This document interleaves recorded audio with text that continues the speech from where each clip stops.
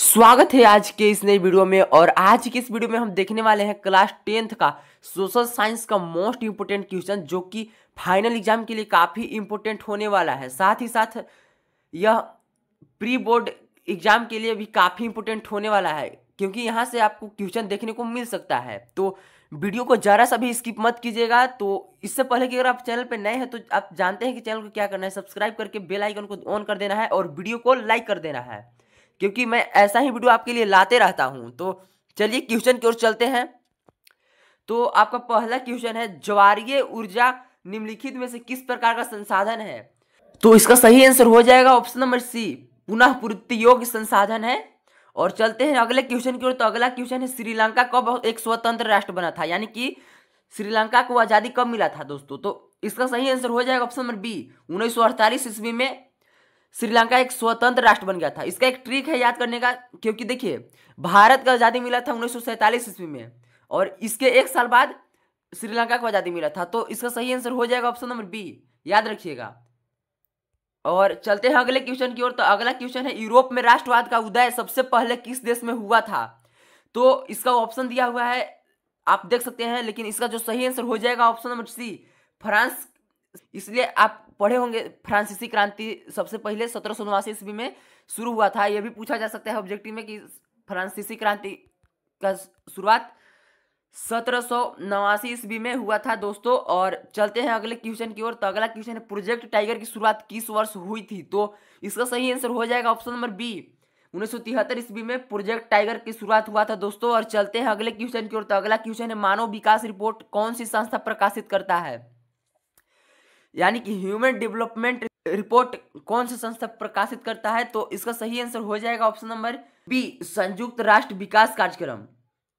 और चलते हैं अगले क्वेश्चन की ओर। तो अगला क्वेश्चन है, जालियांवाला बाग की घटना किस वर्ष हुई थी? तो आपको पता है होगा दोस्तों कि 13 अप्रैल 1919 ईस्वी को जालियांवाला बाग हत्याकांड हुआ था। यह पंजाब के अमृतसर के एक सभागार पर हुआ था दोस्तों, जहां पे सैकड़ों लोगों की मौत हुआ था। और चलते हैं अगले क्वेश्चन की ओर। तो इसका सही आंसर हो जाएगा बी, 1919 ईस्वी में जालियांवाला बाग की घटना हुआ था दोस्तों। चलते हैं अगले क्वेश्चन की ओर। तो अगला क्वेश्चन, निम्नलिखित में से कौन सा अलवण जल मीठे पानी का स्रोत है?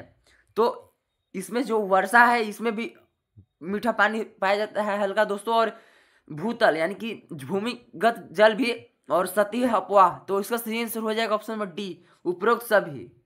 नेक्स्ट क्वेश्चन है दोस्तों, संचार के अंतर्गत निम्नलिखित में से कौन सा माध्यम आता है? तो इसमें निजी संचार और जन संचार दोनों आता है। निजी संचार यानी कि प्राइवेट कम्युनिकेशन, ऐसा ही कुछ होगा दोस्तों, लेकिन इसका सही आंसर हो जाएगा ऑप्शन नंबर सी, ए और बी दोनों। और चलते हैं अगले क्वेश्चन की ओर। तो अगला क्वेश्चन है, भारत में किस क्षेत्रक में सबसे अधिक लोग बेरोजगार पाते हैं? तो आपने पढ़ा होगा दोस्तों कि क्षेत्रक 3 प्रकार का होता है, प्राथमिक क्षेत्रक और द्वितीयक क्षेत्रक और तृतीयक क्षेत्रक। तो इसका सही आंसर हो जाएगा ऑप्शन नंबर ए, प्राथमिक क्षेत्रक। और चलते हैं अगला क्वेश्चन की ओर। तो अगला क्वेश्चन है, अंतरराष्ट्रीय मुद्रा कोष की स्थापना कब हुआ था? यानी कि विश्व बैंक का स्थापना कब हुआ था? तो इसका सही आंसर हो जाएगा ऑप्शन नंबर ए, 1944 ईस्वी में दोस्तों। और चलते हैं अगले क्वेश्चन की ओर। तो अगला क्वेश्चन है, निम्नलिखित में से कौन सी एक खरीफ फसल है? तो इसका सही आंसर हो जाएगा ऑप्शन नंबर बी, चावल या धान। यह एक खरीफ फसल है दोस्तों, जो बरसात के दिनों में बोआ जाता है। और चलते हैं अगले क्वेश्चन की ओर। तो अगला क्वेश्चन है, भारत में किस स्तर की सरकार के लिए महिलाओं हेतु सीटों का आरक्षण आवश्यक है? तो इसका सही आंसर हो जाएगा ऑप्शन नंबर सी, स्थानीय सरकार यानी कि पंचायती राज।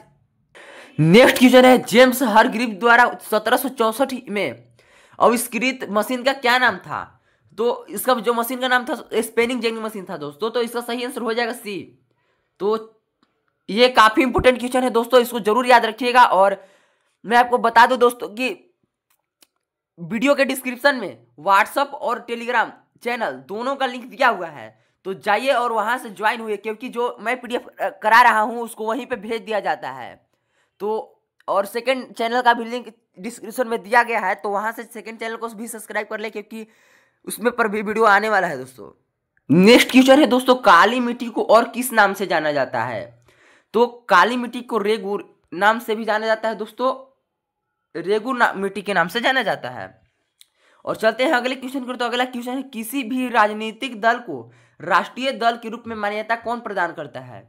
बीजेपी हो गया, कांग्रेस हो गया, समाजवादी, भाकपा माले, ये सब जितने भी पार्टी हैं दोस्तों, इन लोग एक राष्ट्रीय दल के रूप में मान्यता प्राप्त किया है। तो इन लोग को कौन मान्यता प्राप्त किया है? तो चुनाव आयोग यानी कि election commission of India, Bharat में एक चुनाव आयोग है दोस्तों, वही चुनाव कंडक्ट कराता है। और नेक्स्ट क्वेश्चन है, भारत में ऊर्जा का सबसे बड़ा स्रोत क्या है? तो भारत में सबसे बड़ा ऊर्जा का स्रोत कोयला है, क्योंकि यहाँ पर कोयला काफी ज्यादा पाया जाता है दोस्तों, इसलिए सबसे बड़ा जो स्रोत है कोयला है।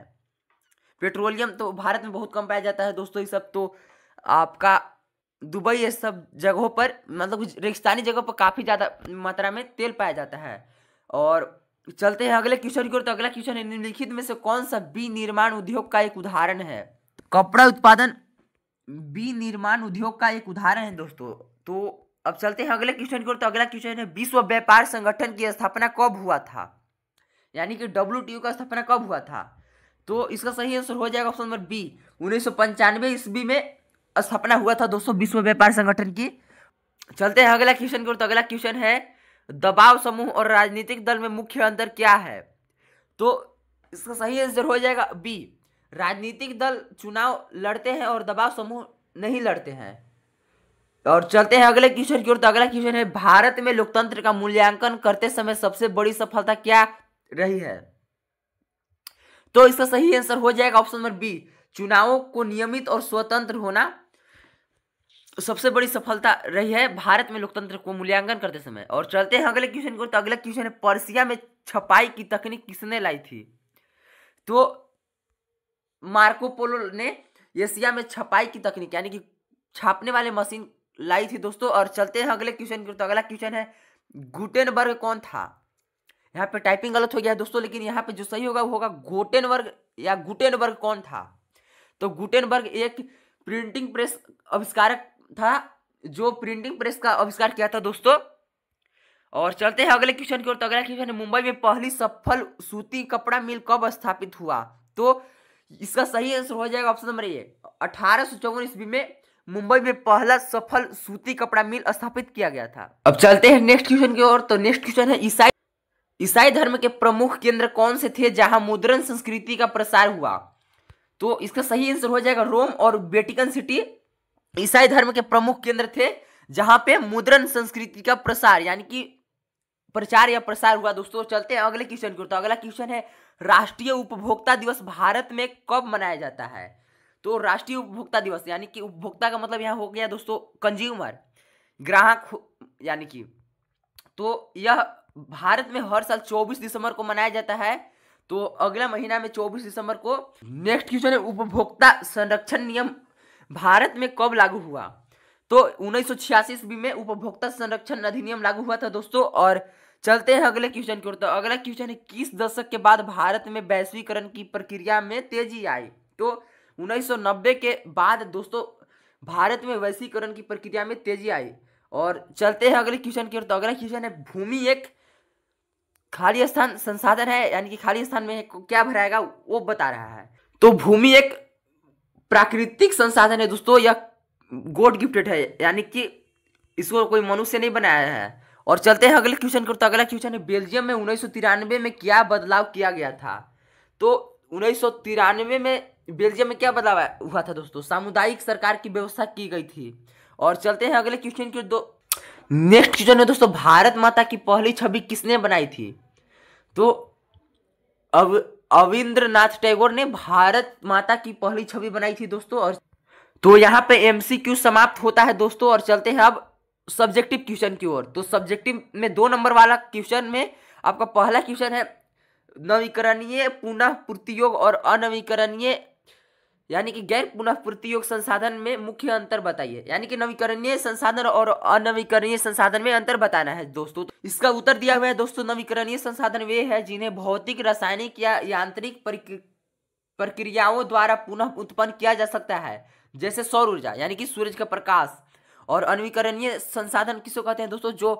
जिसको बनने में लाखों वर्ष लेते हैं, जो पुनः जल्दी प्राप्त नहीं किया जा सकता है, वे सीमित होते हैं यानी कि लिमिटेड होते हैं। जैसे कोयला को अगर आप अभी प्राप्त करते हैं दोस्तों, क्या वो फिर बन जाएगा क्या जल्दी से? नेक्स्ट क्वेश्चन है दोस्तों, सत्ता की साझेदारी क्यों आवश्यक है? यह इंपोर्टेंट क्वेश्चन है दोस्तों, फाइनल एग्जाम में पूछा जा सकता है। तो इसका उत्तर दिया हुआ है सत्ता की साझेदारी इसलिए आवश्यक है क्योंकि यह संघर्षों की संभावना को कम करता है, लोकतंत्र की आत्मा को जीवित रखती है और राजनीतिक स्थिरता सुनिश्चित करती है। नेक्स्ट क्वेश्चन है दोस्तों, विकास को परिभाषित कीजिए। तो इसका उत्तर दिया हुआ है विकास का अर्थ होता है या विकास का अर्थ है एक ऐसी व्यापक प्रक्रिया जिसमें किसी व्यक्ति या देश की आय में वृद्धि हो, साथ ही जीवन की गुणवत्ता जैसे स्वास्थ्य और शिक्षा में सुधार हो, उसी को विकास कहते हैं। 20वीं सदी के यूरोपीय राष्ट्रवादियों ने स्वतंत्रता और उदारवाद से क्या समझा? तो इसका उत्तर दिया हुआ है उन्होंने स्वतंत्रता का अर्थ कानून के समक्ष समानता और व्यक्तिगत स्वतंत्रता समझा। उदारवाद का मतलब बाजार की स्वतंत्रता और राज्य के नियंत्रणों से मुक्ति था। और चलते हैं अगले क्वेश्चन की ओर। तो अगला क्वेश्चन है आरक्षित वन और रक्षित वन में क्या अंतर है? यह भी काफी इंपोर्टेंट क्वेश्चन है दोस्तों, तो इसको याद जरूर रखिएगा। और चलते हैं इसके उत्तर की ओर। इसका उत्तर दिया हुआ है आरक्षित वन सरकार की अस्थायी संपत्ति होते हैं और ये सबसे मूल्यवान माने जाते हैं। रक्षित वन भी सरकार के नियंत्रण में होते हैं लेकिन इन्हें और अधिक क्षरण से बचाया जाता है, यानी कि खत्म होने से बचाया जाता है। और यहाँ पे 2 नंबर वाले क्वेश्चन समाप्त होते हैं दोस्तों। और चलते हैं 3 नंबर वाले क्वेश्चन की ओर। तो इसमें पहला क्वेश्चन है दोस्तों, सतत पोषणीय विकास क्या है और यह क्यों आवश्यक है? तो इसका उत्तर दिया हुआ है सतत पोषणीय विकास का अर्थ है पर्यावरण को नुकसान पहुंचाए बिना विकास करना, ताकि भविष्य की पीढ़ियों की जरूरतों से समझौता ना हो। यह इसलिए आवश्यक है ताकि संसाधनों का अंधाधुंध उपयोग ना हो और पर्यावरणीय संतुलन बना रहे। और चलते हैं अगले क्वेश्चन की ओर। तो अगला क्वेश्चन है विनिर्माण उद्योग को अर्थव्यवस्था की रीढ़ की हड्डी क्यों माना जाता है? तो इसका उत्तर दिया हुआ है विनिर्माण उद्योग कृषि को आधुनिक बनाकर उत्पादन बढ़ाता है तथा द्वितीयक और तृतीयक क्षेत्र में लोगों को रोजगार प्रदान करता है। यह बेरोजगारी और गरीबी दूर करके राष्ट्रीय आय में वृद्धि करता है। और नेक्स्ट क्वेश्चन है दोस्तों, वियना की संधि 1815 का मुख्य 2 उद्देश्य संक्षेप में बताना है। तो इसका उत्तर दिया हुआ है इस संधि का मुख्य उद्देश्य नेपोलियन युद्धों के दौरान यूरोप में हुए सभी परिवर्तन को समाप्त करना था। इसका लक्ष्य राजतंत्रों को बहाल करना था, यानी कि राजतंत्र को समाप्त करना था और भविष्य में फ्रांसीसी विस्तार को रोकने के लिए एक नई राज्यों की स्थापना करना था।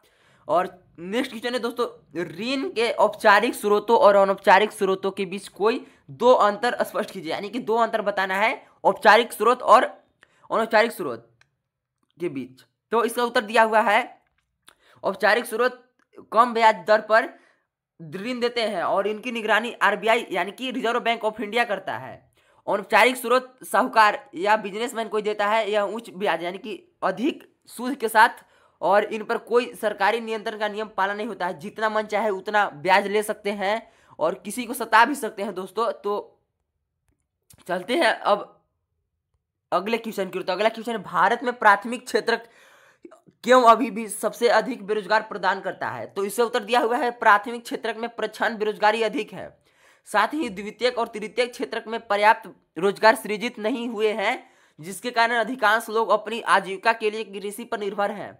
और यहीं पे 3 नंबर वाले क्वेश्चन समाप्त होते हैं और चलते हैं अब 5 नंबर वाले क्वेश्चन की ओर दोस्तों। तो अब हम 5 नंबर वाले क्वेश्चन करेंगे। तो 5 नंबर में पहला क्वेश्चन है दोस्तों, भारत में संसाधन के विकास के लिए संसाधन नियोजन क्यों आवश्यक है? इसके चरणों का संक्षेप में उल्लेख करें। तो इसका उत्तर दिया है संसाधन नियोजन इसका उत्तर दिया हुआ है संसाधन नियोजन आवश्यक है ताकि संसाधन का विवेकपूर्ण उपयोग हो सके, पर्यावरण का संरक्षण हो सके और भावी पीढ़ियों के लिए उन्हें बचाया जा सके। इसके मुख्य चरण है, पहला देश के विभिन्न क्षेत्रों में संसाधन की पहचान करना और उनकी तालिका बनाना, दूसरा है योजना संरचना तैयार करना, तीसरा है राष्ट्रीय विकास योजना से संसाधन विकास योजना का समन्वय स्थापित करना। तो यहाँ पे जो 1, 2 और 3 जो पॉइंट है इसको पॉइंट बना के लिखना है दोस्तों। यहाँ पे हम साथ ही लिख दिए हैं। पर चलते हैं और अगले क्वेश्चन की ओर। तो अगला क्वेश्चन है दोस्तों, किसी भी देश के विकास को मापने के लिए आय के अतिरिक्त अन्य कौन से मानदंड महत्वपूर्ण है, स्पष्ट करें। तो इसका उत्तर दिया हुआ है आय के अतिरिक्त किसी देश के विकास के लिए सार्वजनिक स्वास्थ्य, शिक्षा का स्तर और वृद्धि और शुद्ध उपस्थिति अनुपात महत्वपूर्ण है। ये मानदंड लोगों के वास्तविक जीवन स्तर और उनके क्षमता निर्माण को दर्शाते हैं, जो केवल आय से पता नहीं चलता है। तो ये रहा आज का वीडियो दोस्तों। तो चैनल को अभी तक सब्सक्राइब नहीं किए हैं तो चैनल को सब्सक्राइब कर दें और वीडियो को लाइक कर दें ताकि मैं आपके लिए सारे विषयों की तैयारी अच्छा से करा सकूं। और मिलते हैं नेक्स्ट वीडियो में, तब तक के लिए जय हिंद।